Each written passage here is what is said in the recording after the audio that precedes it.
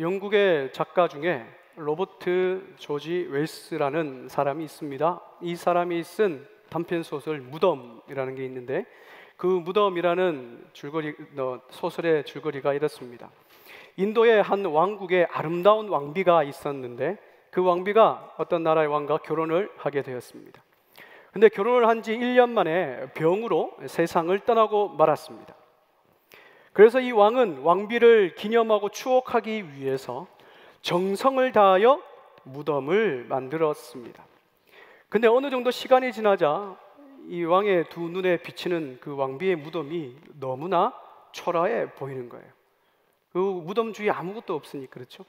그래서 왕은 정성을 들여서 왕비의 무덤 동편에는 자신을 상징하는 용사의 동상을 세우고, 서쪽에는 왕가의 상징인 호랑이 동상을 세웠습니다. 그리고 무덤 남쪽에는 왕비와 함께 누렸던 그 생활을 기억하며 아름다운 별장을 만들었습니다. 그래서 얼마 정도 시간이 지나자 왕은 높은 곳에 올라가서 자신이 만들어 놓은 것들을 눈으로 이렇게 보기 시작했어요. 그런데 단 한 개가 이 왕의 눈에 거슬리기 시작합니다. 이게 무엇이겠습니까? 왕의 눈에 거슬리는 것은 바로 왕비의 무덤인 거예요.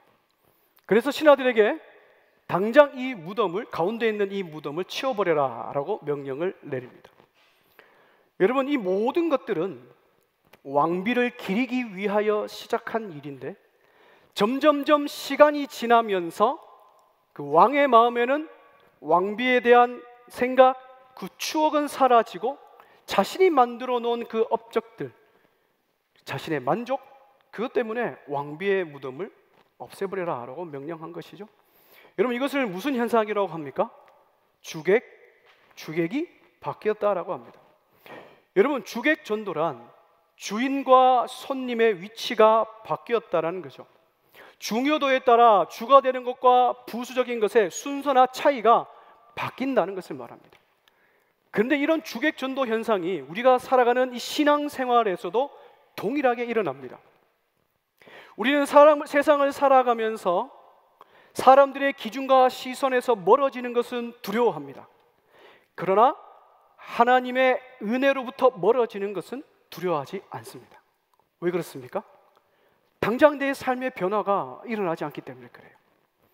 처음에는 하나님 중심으로 신앙생활을 잘 함에도 불구하고 시간이 지나면서 점점 하나님의 은혜보다는 내 만족과 내 편리에 따라 하나님의 은혜로부터 멀어지는 내 자신을 보게 됩니다. 여러분, 이것이 바로 주객이 바뀌는 거예요. 오늘 본문을 살펴보면 주객 전도되는 한 민족을 우리는 볼 수 있습니다.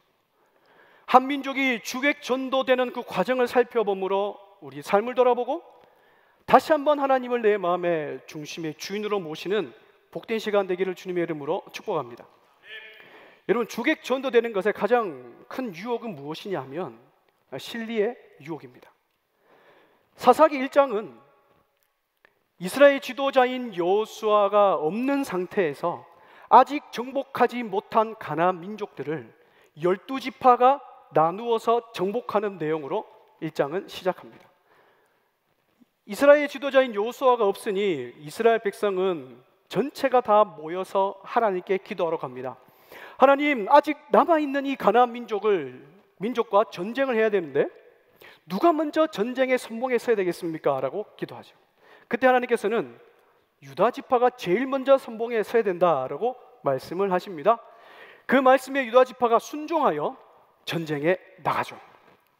근데 여기서 문제가 하나 있습니다. 하나님의 말씀에 순종하기에 앞서서 유다가 먼저 하는 것이 있어요. 오늘 본문은 아니지만 이 3절을 여러분 한번 보시면 유다는 하나님 말씀에 순종하기에 앞서서 누구를 찾아갑니까? 시므온 지파를 찾아갑니다. 그리고 시므온 지파와 협상을 맺어요. 함께 전쟁에 나가자라고 협상을 합니다. 하나님께서는 유다 지파가 단독적으로 전쟁에 나가기를 명령하셨지만 이 유다는 시므온을 끌어들여 협상하여 전쟁에 동참하죠. 여러분, 왜 유다 지파는 하나님 말씀에 순종하지 않고 시므온 지파와 협상해서 전쟁에 나가는 걸까요? 여러분, 과거의 전쟁은 요즘 전쟁과 달리 군사의 숫자에 따라 전쟁의 결과가 승패가 나뉘어집니다. 그러니 유다 지파 입장에서는 한 사람이 아쉬웠을 거예요. 그래서 이 유다는 시몬과 협상을 맺어서 전쟁의 승리를 잡으려고 한 겁니다. 한번 봅시다. 유다 지파와 요셉 지파 연합군을 이루어서 전쟁에 나갑니다. 그것이 16절부터 19절까지인데 전쟁에 승리합니까? 실패합니까? 19절을 보면 산지 주민은 쫓아내었으나 골짜기 있는 주민은 쫓아내지 못하더라 라고 기록을 합니다. 결국 연합 지파가 올라가서 전쟁을 했지만 승리하지 못하는 결과를 맛보죠. 반쪽짜리 승리를 경험합니다. 사사기 시대에 이르러 처음 맞이하는 전쟁에서 승리하지 못하는, 어떻게 보면 순탄치 못한 방향으로 지금 이 전쟁의 흐름이 흘러가고 있는 것 같아요. 그리고 22절부터 26절을 보면 요셉 지파 또한도 베델 성읍과 전쟁을 합니다. 근데 이 요셉 지파는 지혜로운 방법을 선택하죠. 몇몇 사람을 선택해서 베델로 사람을 정탐을 보냅니다. 정탐꾼이 베델로 성읍을 정탐하러 갔는데 마침 그때에 베델 사람이 한 명이 나오는 거예요. 그래서 이야기합니다. 베델 성읍의 입구를 우리에게 알려라. 그리하면 너의 생명은 보존해 주겠다 라고 약속을 하죠. 이 사람의 협조에 힘입어 이 요셉 지파는 베델 성읍을 함락하고 전쟁에서 승리합니다. 여러분, 요셉 지파 또한 어떻게 보면 결과를 보면 전쟁에서 승리한 것 같습니다. 그러나 요셉 가문은 가장 큰 실수를 한 것이 있습니다. 여러분, 오늘 본문을 가만히 보면 이 요셉 지파와 베델 전쟁, 베델 성읍과 전쟁을 보면 여호수아 시대 했던 그 전쟁과 너무나 비슷합니다. 무슨 전쟁입니까? 여리고성 전투죠. 정탐을 하는 것도 비슷하고 라합과 베델 사람에게 생명을 보존해 주는 선대를 약속하는 것 또한 너무나 비슷합니다. 그러나 결정적인 큰 차이가 하나 있습니다. 그 차이가 무엇이냐면 라합은 여호와에 대한 확실한 믿음의 고백 이후에 생명을 보존받았어요. 그리고 이스라엘 공동체 안으로 유입되어 믿음의 대를 계속해서 그 공동체 안에서 이어갔습니다. 근데 베델 사람을 한번 보십시오. 하나님에 대한 믿음의 고백도 없을 뿐만 아니라 요셉 가문의 그 공동체에 유입되어 살아가지 않습니다. 오히려 다른 곳에 가서 성읍을 건축하고 말죠. 여러분, 겉으로 보면 요셉 지파는 전쟁에서 승리한 것처럼 보입니다. 근데 요셉 지파의 실수가 무엇입니까? 가나안 땅에 들어가 우상의 문화를 회파하고 정복하고 그 땅을 소유해야 되는 책임이 있음에도 불구하고 그 가나안 사람을 살려줌으로 말미암아 다른 땅에서 이 가나안의 우상의 문화를 계속해서 이어주는 그 꼴을 만들어 준 것이죠. 여러분, 유다 지파와 요셉 지파의 공통점을 찾으셨습니까? 유다 지파, 요셉 지파의 공통점이 무엇입니까? 그것은 바로 하나님의 명령보다 자신의 실리를 먼저 계산한 거예요. 여러분, 실리가 무엇입니까? 여러분, 실리는 실제 이익, 당장의 이익, 손해보지 않으려는 그 계산하는 것. 우리는 실리를 따진다, 실리를 계산해라 라고 하지 않습니까? 유다 지파는 단독적으로 전쟁에 나가려고 하니 이 전쟁의 피해를 피할 수가 없는 거예요. 그래서 시므온 지파를 찾아가서 협상하여 2배로 많은 인구로 인하여 전쟁의 승기를 잡으려고 한 것이죠. 요셉 지파는 어떤 실리를 따집니까? 여러분, 출애굽기 32장 23절에 보면 하나님께서 가나안 땅에 들어가는 이스라엘 백성들을 향하여서 정확하게 말씀하신 것이 있습니다.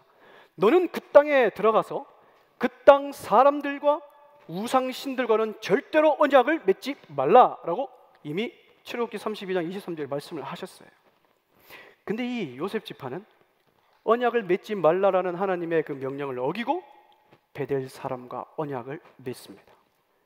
그리고 그 살아남은 베델 사람을 통하여 가나안의 문화가 계속해서 이어진 것이죠. 여러분, 유다 지파와 요셉 지파는 하나님의 명령이 지금 나에게 손해가 되는지 안 되는지, 이익이 되는지 안 되는 명령인지를 먼저 생각한 거예요. 하나님께서 단독으로 올라가라, 언약을 맺지도 말라라고 말씀하셨음에도 불구하고 그 말씀을 준행하기 이전에 지금 하나님께서 하신 말씀이 나에게 이익이 되는가? 손해가 되진 않는가? 를 먼저 생각한 겁니다. 사랑하는 여러분, 우리는 하나님 말씀을 대하는 태도는 어떻습니까? 유다 지파와 요셉 지파처럼 나의 실리를 따라 신앙생활하지 않습니까? 나의 만족과 나의 이익을 따라 그것을 선호하며 신앙생활하지 않습니까? 서로 사랑하라, 기도하라, 서로 섬기고 순종해라.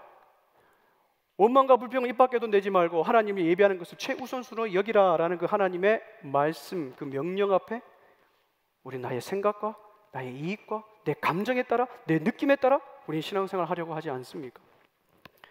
여러분, 우리가 실리를 따지는 이유가 무엇입니까?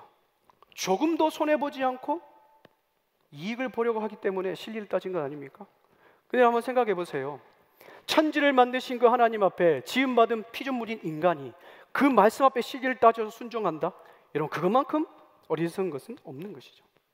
여러분, 신앙생활은 실리를 따져서 하는 것이 아닙니다.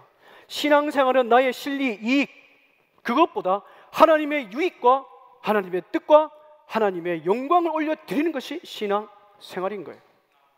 그러기 위해서는 불편한 것이 있고 힘든 것이 있고 낯서는 것이 있어요. 그럼에도 불구하고 우리에게는 그것을 순종하는 마음이 우리에게 필요한 것이고, 나의 실리와 이익보다 하나님을 섬기는 것이 우리에게 먼저 필요한 것이죠. 그럴 때 우리가 생각하는 그 실제 이익, 내가 생각하는 실제 이익보다 더 크게 부어주신 하나님의 은혜를 경험하는 거죠. 그래서 바울 사도는 에베소서 3장 20절에 정확하게 우리에게 말씀하고 있죠. 다 같이 한번 읽어보겠습니다. 우리 가운데서 역사하시는 능력대로 우리가 구하거나 생각하는 모든 것에 더 넘치도록 능히 하실 이에게. 하나님은 우리가 생각하는 것 이상으로 우리에게 더 좋은 것을 부어주시길 원하세요. 이것을 알고 확신하고 체험하고 경험한 사람은 나의 실리를 따지기 이전에, 내 느낌, 내 감정을 따르기 이전에 하나님께 먼저 순종하는 겁니다. 사랑하는 여러분, 이 시간 하나님 말씀 앞에 나의 실리를 따르려는 어리석음이 있다면 하나님 말씀 앞에 과감히 쫓아내시는 저와 여러분들 되시기를 주님의 이름으로 축복합니다. 19절부터 26절까지는 이 유다 지파와 요셉 지파의 전쟁을 살펴봤다면 27절부터 36절까지는 나머지 지파의 전쟁을 다루고 있죠. 자막에 나온 것처럼 나머지 지파가 어떤 지파입니까? 므낫세, 에브라임, 스불론, 아셀, 납달리, 단 지파예요. 근데 이 나머지 지파는 정말 희한하게 전쟁에서 다 하나같이 실패합니다.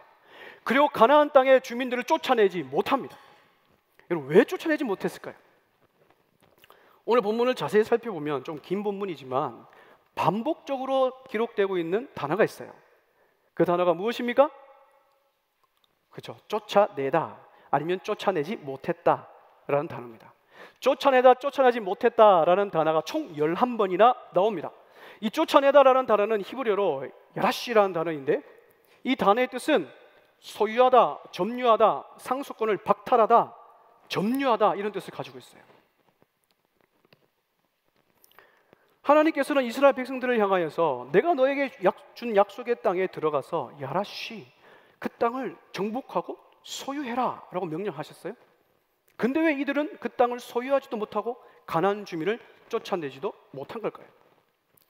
가나안 땅의 주민이 이스라엘 백성들보다 더 강해서 그럴까요?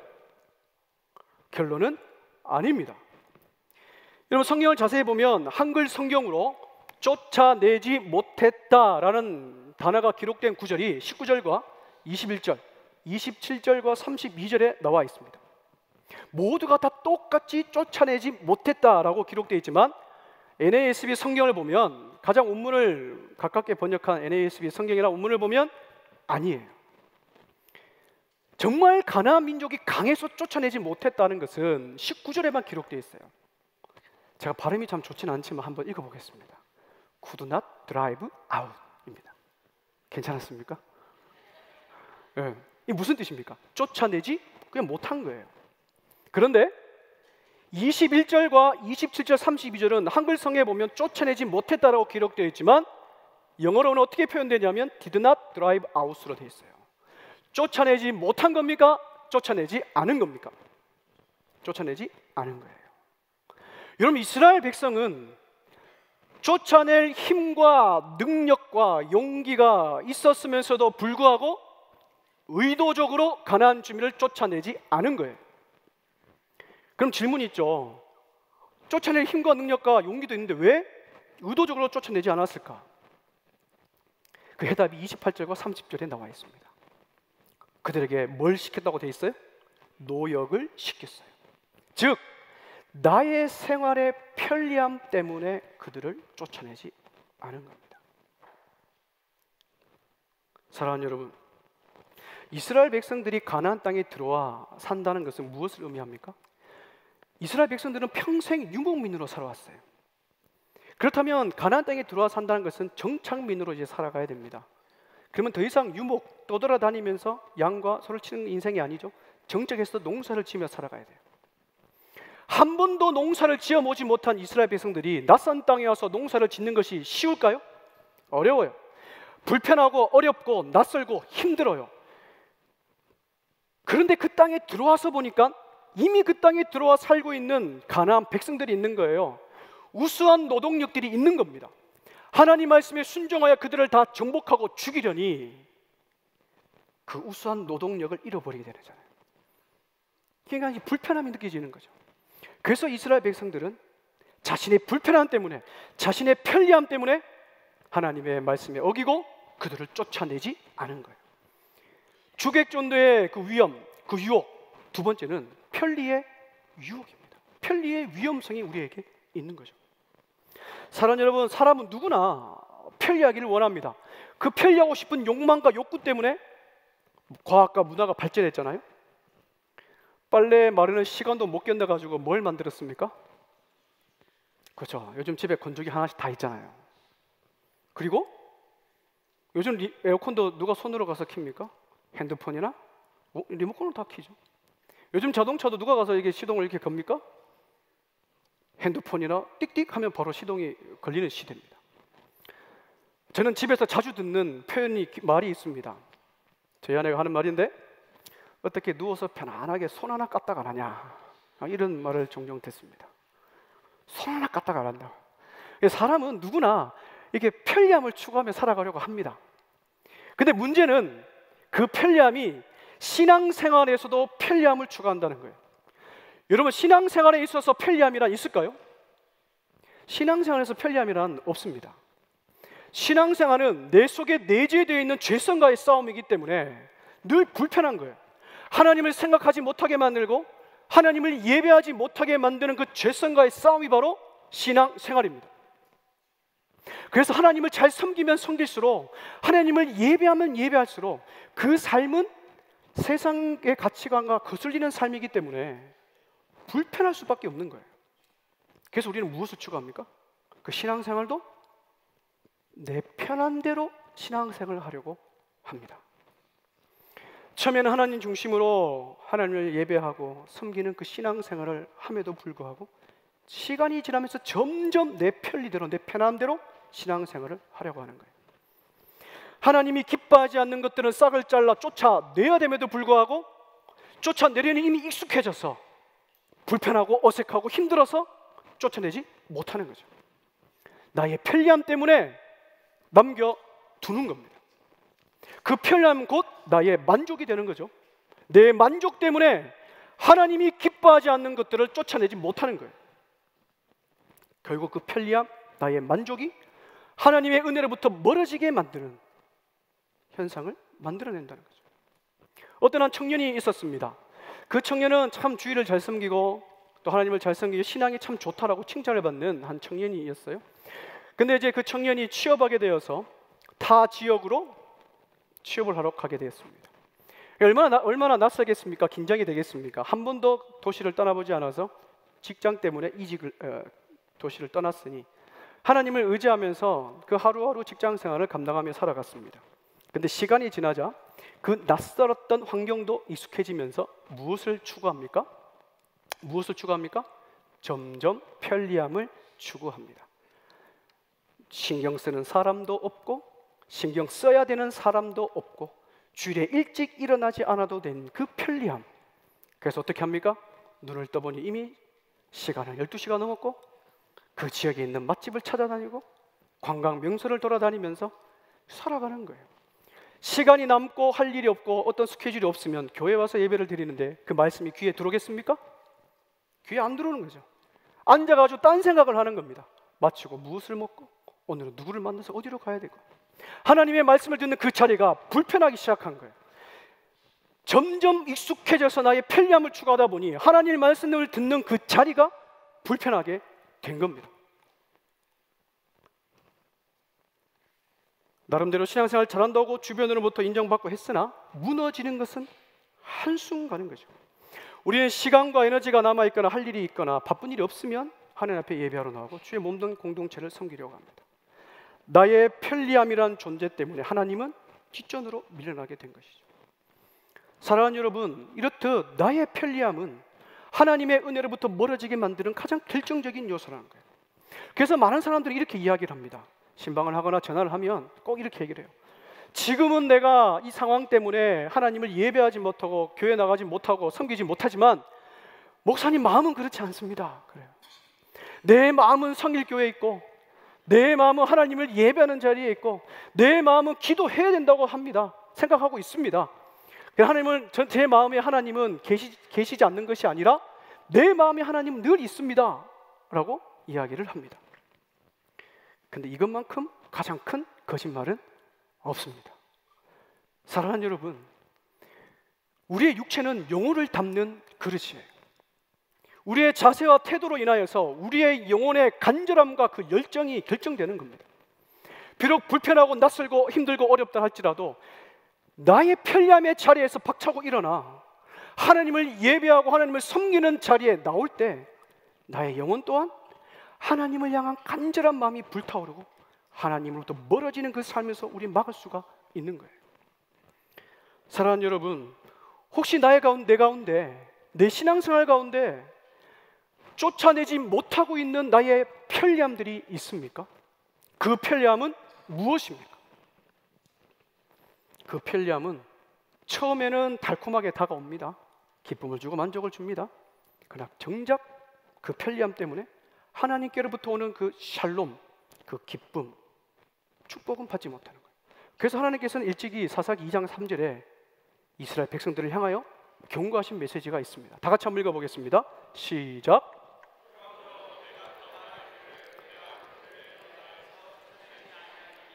그들이 너희 옆구리에 가시가 될 것이며 그들의 신들이 너희에게 올무가 되리라 하였노라. 아멘. 나의 편리함 때문에, 나의 실리 때문에 남겨놓은 그 가나안 민족들이 결국에는 이스라엘 백성들이 뭐가 된다고 말씀하십니까? 가시와 올무가 된대요. 여러분, 가시가 무엇입니까? 고통과 아픔이지 않습니까? 눈물이지 않습니까? 그 인생에 눈물 마를 날이 없다는 거예요. 올무가 무엇입니까? 그 고통, 눈물, 그 아픔에부터 벗어날 수 없다는 거예요. 노예로 사로잡혀 살아갈 수밖에 없다는 겁니다. 실제로 이 일이 사사기 3장부터 일어나지 않습니까? 나의 편리함 때문에 남겨놓은 그 가나안 민족들이 이스라엘 백성들을 400년 동안 그 눈에 눈물 마르지 않도록 고통과 힘듦을 주지 않습니까? 사랑하는 여러분, 이 시간 하나님 앞에 다시 한번 다짐하시길 소망합니다. 신앙생활에서 편리함이란 없습니다. 하나님 말씀 앞에 나의 편리함을 먼저 생각하기보다 주의 말씀에 순종하는 마음이 먼저 일어나야 될 줄 믿습니다. 하나님 앞에 쫓아내지 못하고 있는 나의 편리함들의 영역이 있다면 이 시간 과감히 쫓아내요 주님께서 주시는 그 진짜 그 샬롬, 그 축복을 경험하는 저와 여러분들 되시기를 주님의 이름으로 축복합니다. 이스라엘 백성들은 하나님께서 약속하신 가나안 땅에 들어와서 그 땅을 야라시 소유하고 정복해야 됨에도 불구하고 그 하나님 명령보다 자신의 신뢰와 편리를 선택했죠. 그 결과가 어떻습니까?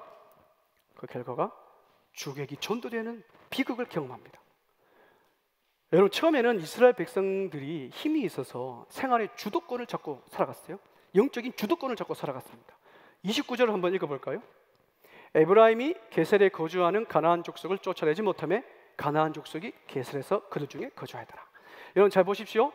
지금 가나안 족속이 어디 가운데 거주하며 살아갑니까? 에브라임 지파 가운데 거주하며 살아가죠. 30절 봅시다. 스불론은 기드론 주민과 나할롤 주민을 쫓아내지 못하였으므로 가나안 족속이 그들 중에 거주하며 노역을 하였더라. 가나안 족속이 지금 어느 지파 가운데 살아가고 있습니까? 스불론 지파 가운데 거주하며 살아가요. 여러분, 처음에는 가나안 민족들이 이스라엘 지파 가운데 들어가 살아가며 하나님으로부터 내려오는 그 백성, 이스라엘 백성들의 영향을 받고 살아갔습니다. 근데 시간이 지나면서 이게 바뀌어요. 32절 한번 볼까요? 아셀 족속이 그 땅 주민 가나안 족속 가운데 거주하였으니 이는 그들을 쫓아내지 못함이었더라.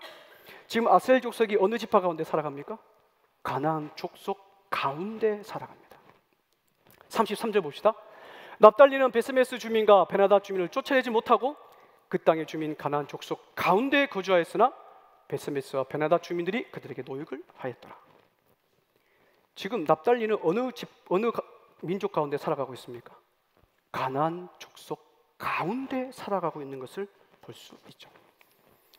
여러분, 처음에는 이스라엘 민족들이 힘이 있고 영적인 주도권이 있어서 가나안 민족들이 그 이스라엘 지파 가운데 들어가 영향을 받으며 살아갔어요. 근데 시간이 지나면서 자신의 신리와 편리를 선택한 결과 어떻게 됩니까? 이스라엘 민족이 가나안 지파 가운데 들어가 그들의 가치관과 그들의 우상의 문화와 그들의 영향을 받으며 살아가는 역현상이 일어나고 만 것이죠.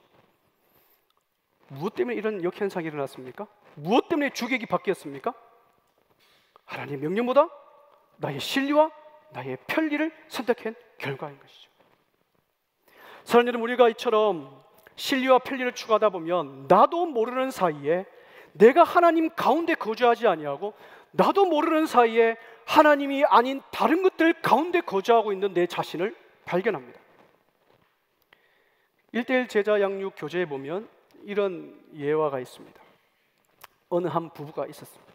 이 부부가 참 예배를 잘 드리고 하나님을 잘 섬겼어요. 그런데 어느 순간 이 부부가 교회에서 보이지 않는 겁니다.